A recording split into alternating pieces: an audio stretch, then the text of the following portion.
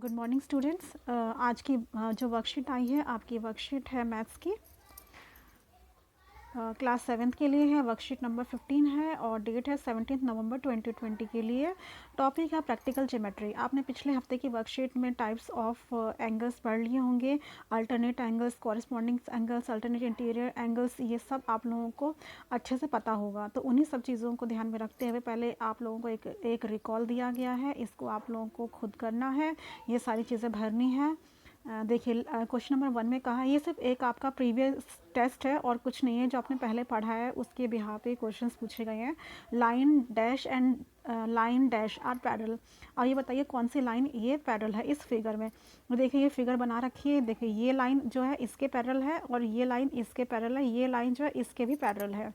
ठीक है, तो ये आपस में तीनों ही लाइंस पैरेलल है। इसमें पूछा गया है कि दो लाइन कौन सी आपस में पैरेलल है। आप एल और एम भी लिख सकते हैं, आप एल और क्यू भी लिख सकते हैं, आप एम और क्यू भी लिख सकते हैं, एल और एम भी लिख सकते हैं, मतलब कोई भी एक कॉम्बिनेशन ले सकते हैं आप। इन्होंने जो दो लाइन पूछी है आप ले लीजिए एल और एम, है ना। एल और एम जो है पैरेलल है, ठीक है। ये रहा एल और ये रहा एम, दोनों आपस में पैरेलल है। सेकंड क्वेश्चन पूछा है line dash and line dash are perpendicular. Perpendicular कौन सी लाइन है वो बतानी है आपको। कि ये देखिए ये लाइन कौन सी बेटा, ये लाइन है एन और ये दो लाइन है एस और आर। तो एम जो है, आर जो है एम पर परपेंडिकुलर है, एस जो है एम पर एन है, ये सॉरी ये एन है, देखिए ध्यान से एन है ये, तो एन पर परपेंडिकुलर है। तो बताना है कौन सी लाइन एक दूसरे पर परपेंडिकुलर है। तो आर और एम का भी कॉम्बिनेशन ले सकते हैं आप और एन और एस का भी ले सकते हैं। तो R and N are perpendicular to each other. ठीक, अब उसका थर्ड क्वेश्चन है line dash and line dash are intersecting. ये देखिए अगर आप ध्यान से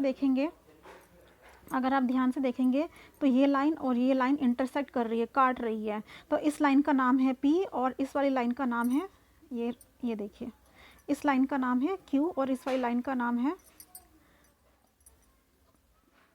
पी। ठीक है, ये और ये लाइन, तो यहाँ का है कौन सी लाइन, पी और क्यू। यहाँ पर पी और यहाँ पर Q, P and Q are intersecting. अब angle dash and angle are vertically opposite angles.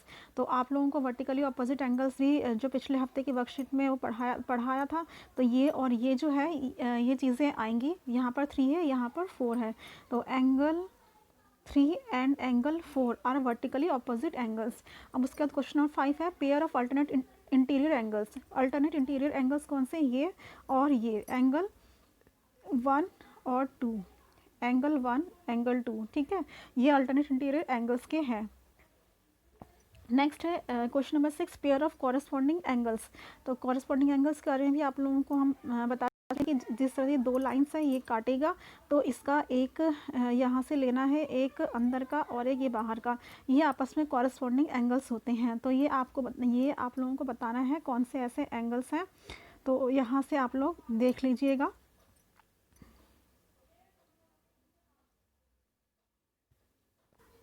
Question number 6 में ये देखिए, ये बताना है आप लोगों को corresponding angles, pair of corresponding angles. तो ये चीज़ आप लोग अपने आप ढूंढेंगे। ठीक है, चलिए अपनी अगली आगे चलते हैं इस वर्कशीट की तरफ। ये देखिए यहाँ पर है construction of line parallel to a given line. ये जो है यहाँ पर एक्टिविटी दी गई है, ये एक्टिविटी दी गई है। चलिए अब इस एक्टिविटी को समझते हैं।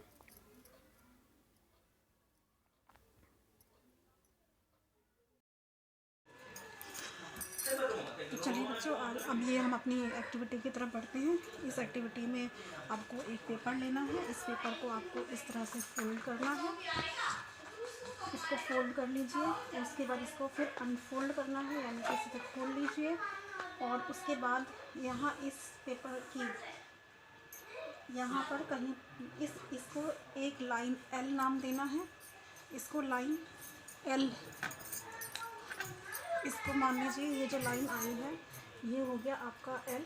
ये जो लाइन दिख रही है आपको ये हो गई एल। ठीक है, ये देखिए ये हो गया आपका एल। इसके बाद वहाँ से point A on the paper outside the line, यहाँ पर कहीं पर भी आप यहाँ पर कहीं पर भी एक पॉइंट ले लीजिए और उसका नाम रख दीजिए ए। ठीक है।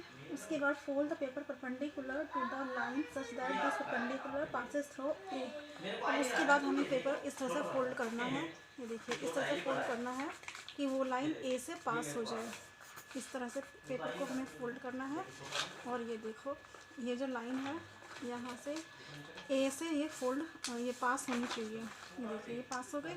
अब उसके बाद इसको यहाँ पर जो है इसे यहाँ पर फोल्ड कर दिया हमने, है ना। ये जो फोल्ड दिख रही है यहाँ पर, इसे आप जोड़ लो तो आपको ये दिखाई देगा इस तरह से, ठीक है। ताकि ये आपको जोड़ना नहीं है, लेकिन मैं आपको समझाने के लिए ये सब चीज़ें जोड़ रही हूँ, देखिए। उसके बाद name the perpendicular A N, ठीक है।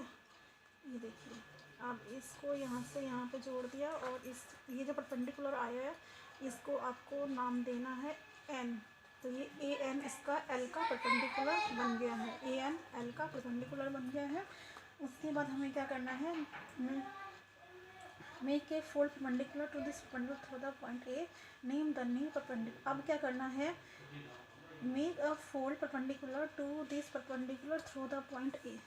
अब यहाँ से जाते हुए इस ए एन के ऊपर एक परपेंडिकुलर ड्रॉ करना है, जो कि इसके ऊपर ऐसे जाए। इसको अब ऐसे फोल्ड करना है, ठीक है, ऐसे फोल्ड करना है। और ये फोल्ड जो है देखो ए एन पर परपेंडिकुलर है, और यहाँ से ये फोल्ड यहाँ से ये पास हो रहा है, ए पॉइंट से पास हो रहा है। अगर मैं इसको अच्छे से कलर करके ये लाइन खींच कर दिखाऊँ इसके ऊपर, तो ये इस तरह से हो जाएगी, ठीक है। और ये जो न्यू परपेंडिकुलर आया है ये हमारा आ जाएगा एम, ठीक है। अब पूछा गया है गेटिंग एफ और जेड शेप ऑन पेपर। देखिए जो ये एफ शेप आ रहा है यहाँ से यहाँ पर, अगर आप देखोगे तो ये एफ या फिर जेड शेप बन रही है। देखो अगर जेड शेप बन रही कैसे बन रही है, ये यहाँ पर है ना, देखो ऐसे ये जेड शेप बन रही है, ऐसे, ठीक है, या फिर ऐसे, या फिर ऐसे, ये जेड की शेप बन रही है। तो उसके बाद did such angles help as to say lines L and M are parallel.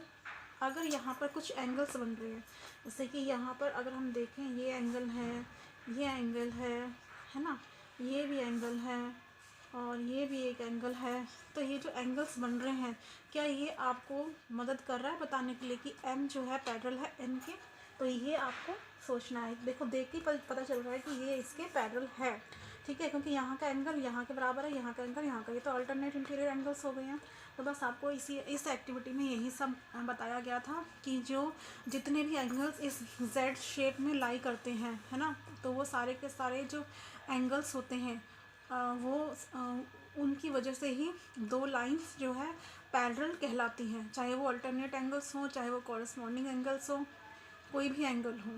तो यही इस एक्टिविटी में आप लोगों को बताने की कोशिश की गई थी। तो आशा करती हूँ कि आपको ये एक्टिविटी समझ आ गई होगी। तो चलिए अपनी वर्कशीट की तरफ आगे बढ़ते हैं। आप लोगों ने ये एक्टिविटी कर ली है, अब अपने नेक्स्ट इसकी कंस्ट्रक्शन की तरफ चलते हैं। ये देखिए इस कंस्ट्रक्शन में क्या बताया गया है आप लोगों को। हमें जो है एक गिवन लाइन के ऊपर से एक गिवन लाइन दी है, उसकी हमें एक पैरेलल लाइन ड्रॉ करनी है। ये हमें कंस्ट्रक्शन सिखाई गई है। यहाँ पर देखिए इस वाले फिगर में 1 2 3 और 4 ये 4 स्टेप इन्होंने यहाँ पर पूरे कर दिए हैं। तो यहाँ पर ये सारे स्टेप्स ऑफ कंस्ट्रक्शन दी गई है। तो ये स्टेप ऑफ कंस्ट्रक्शन भी आप लोगों को लिखनी आनी चाहिए अच्छे से, कि स्टेप ऑफ कंस्ट्रक्शन में कुछ नहीं करना होता, जैसे जो आप करते हैं उसी चीज़ को आप पॉइंट वाइज लिखते चले जाएंगे इंग्लिश में, तो उसी को ही स्टेप ऑफ कंस्ट्रक्शन कहते हैं।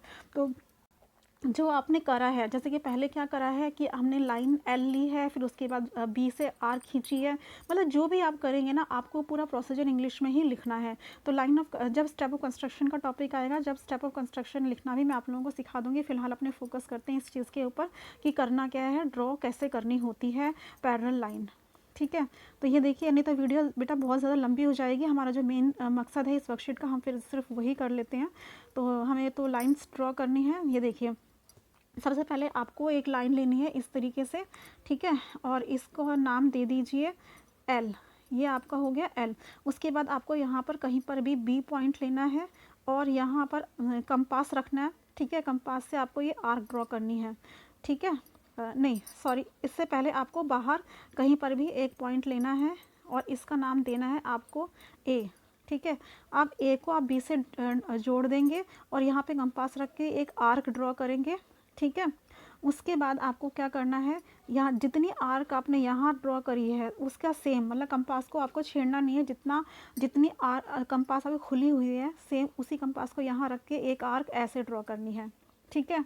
उसके बाद क्या करना है आपको, ये जो पॉइंट इसने काटा है ये सी और डी पर काटा, और इसने जो ये आर्क बनी इसकी ई और एफ, इसके नाम एंड पॉइंट के ये नाम हो गए ई और एफ। अब उसके बाद कंपास से आपको यहाँ से लेकर यहाँ तक का डिस्टेंस नापना है, कंपास से नापना है। कंपास का जो पॉइंटेड हिस्सा है उसको आपको यहाँ रखना है और पेंसिल को यहाँ रखना है, और जितना ये आपका आर्क बना उसके हिसाब से आपको क्या करना है, यहाँ पर ये जो पॉइंट है इसको जी नाम दे देंगे, ठीक है। ये जी है, यहाँ जी पर रखकर आपको ऐसे कट लगाना है। तो यहाँ पर जो कट आया है इसको आप नाम दे देंगे एच, ये आपका हो गया एच पॉइंट, ये हो गया आपका एच पॉइंट। अब उसके बाद इसको आप लोगों को यहाँ से एक लाइन ड्रॉ कर देनी है और इसका नाम आपको रख देना है एम। तो इस तरीके से इसमें ये जो है लाइन पैरेलल लाइन ड्रॉ करनी सिखाई है गिवन लाइन से, ठीक है। तो जो गिवन लाइन है वो एल थी और जो हमने कंस्ट्रक्ट करी है पैरेलल लाइन एल के पैरेलल वो हमने कंस्ट्रक्ट करी है लाइन एम, तो वो इस तरह से कंस्ट्रक्ट करनी थी। तो उम्मीद है कि आप लोगों को ये जो लाइन है पैरेलल लाइन ड्रॉ करनी आ गई होगी गिवन लाइन के। तो आगे चलते हैं अपनी वर्कशीट की तरफ। बेटा यहाँ पर जो है ना, ये जो है आप लोगों को क्वेश्चंस दिए गए हैं, 2 क्वेश्चन है, इन क्वेश्चंस को अब हम कर लेते हैं। तो चलिए अपने क्वेश्चंस की तरफ चलते हैं। चलिए बच्चे अब हम अपनी एक्सरसाइज कर लेते हैं, इसमें जैसे जैसे बोला है क्वेश्चंस में हम करते हैं। सबसे पहले क्वेश्चन नंबर 1 करेंगे, draw a line segment X Y. पहले हमें कोई line segment X Y draw करनी है, ये देखिए एक्स वाई, ठीक है। उसके बाद इन्होंने कहा है take a point P outside it, कहीं पर भी हमें एक पॉइंट पी लेना है यूजिंग रूलर एंड कंपास। ये रूलर है, इसे हम रूलर कहते हैं स्केल को, और ये कंपास है। इन दोनों की मदद से हमें draw a line parallel to X Y, एक लाइन ड्रॉ करनी है इस तरह से यहाँ से, ठीक है। ऐसे लाइन पास होनी चाहिए जो कि एक्स वाई के पैरेलल जाए और सी पॉइंट से पास हो। तो चलिए हम कैसे ड्रॉ करेंगे। पहले हम इस लाइन सेगमेंट पर कहीं पर भी आपकी मर्ज़ी, कहीं पर भी एक पॉइंट ले लो, ठीक है। मान लो कि मैंने यहाँ पर पॉइंट ले लिया क्यू, ठीक है। अब इसको और इसको हमें जॉइंट करना है। हमें गिवन सिर्फ इतना है, बाकी हमें खुद काम करना है। क्यू पॉइंट अपनी मर्ज़ी से जहाँ मर्जी लेना है।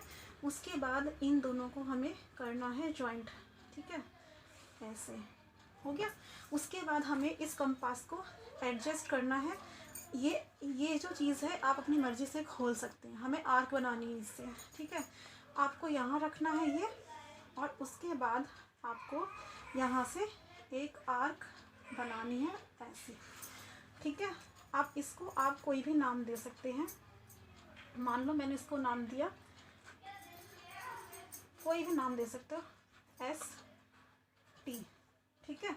अब जितनी आर्क खुली हुई है हमें इसको फिर दोबारा से एडजस्ट नहीं करना, जितनी खुली हुई है उसी से ही हमें यहाँ पर भी इस तरह से आर्क बनानी है, ठीक है। ये आर्क बन गई। उसके बाद हमें क्या करना है, इसको फिर कोई नाम दे दीजिए। मान लो कि इसको मैंने नाम दे दिया, इसको दे दिया U और इसको दे दिया V, ठीक है। अब उसके बाद हमें यहाँ से इसको नापना है। ये जितनी आर्क ये बनी है ना, ये जितनी आर्क बनी है S से लेकर T तक, हमें S पर ये पॉइंट वाला हिस्सा रखना है और ये पेंसिल का हिस्सा यहाँ इस पर, इधर वाले पर, और इसको नाप लो। इतना नाप लिया। उसके बाद हमें यहाँ पर इसको भी कोई नाम दे दीजिए। ये जो पॉइंट आपका नया आया है इसे भी आप कोई भी नाम दे सकते हैं। मान लो कि इसको मैंने नाम दे दिया A। अब A पर रखकर हमें इस आर्क को काटनी है। तो उसने कहा है कि वो जो लाइन आप बनाओगे पैरेलल लाइन, वो उससे पास होनी चाहिए C से, ठीक है, ये बोला है। तो इसको हमें C नाम देना है, इस वाले पॉइंट को, ठीक है। अब उसी तरह से C और P को आप लोग ज्वाइंट कर दीजिए, ठीक है, ऐसे। ठीक है, ये थोड़ा सा आगे होएगा पॉइंट। ठीक है, इसको एडजस्ट नहीं करना, इसे एडजस्ट नहीं करना, ये अपने आप इसको काटते हुए जाएगी। ठीक है, ये अपने आप ही काटते हुए जाएगी इसको, पी पॉइंट को, पी को। ठीक है, अगर आपने यहाँ पर पॉइंट ले भी लिया तो कोई बात नहीं, इसको आप एक्सटेंड कर सकते हैं, क्योंकि हमें लेना है इसकी जहाँ से वो कट रही है सी जो है, यहाँ से ये जो लाइन आई है, वो न्यू लाइन जो है उसको आप मान लो कि ये एम है। तो एम जो है पैरेलल होंगे एक्स वाई के, है ना। तो एम जो है पैरेलल है एक्स वाई के। ठीक है, अब सेकंड क्वेश्चन देखते हैं। सेकंड क्वेश्चन है, चलिए अब हम अपना क्वेश्चन नंबर 2 करते हैं। देखिए क्वेश्चन नंबर 2 क्या कहता है। क्वेश्चन नंबर 2 कह रहा है कि ड्रॉ ए लाइन एल, हमें एक लाइन एल ड्रॉ करनी है। ठीक है, पहले हम एक लाइन ड्रॉ कर लेते हैं इस तरह से, इसका नाम है एल, और ये कितने भी सेंटीमीटर की हो सकती है, इसमें कुछ ऐसा नहीं कहा कि इतना ही लेना है। उसके बाद कहा है ड्रॉ अ परपेंडिकुलर लाइन, हमें इसके ऊपर एक परपेंडिकुलर लाइन ड्रॉ करनी है जो कि 4 सेंटीमीटर की दूरी पर होगी। ठीक है, तो परपेंडिकुलर तो सभी बच्चों को ड्रॉ करना आता ही है, 90 डिग्री का एंगल जो ड्रॉ करते हैं। ठीक है, ये यहाँ पर इसको इस तरह से, और उसके बाद यहाँ पर रख के ऐसे, फिर उसके बाद यहाँ से आगे नहीं जाना। बच्चे कुछ ऐसे करते हैं, वो फिर 120 का एंगल बन जाएगा। यहाँ से ऐसे, फिर उसके बाद यहाँ से, देखिए यहाँ से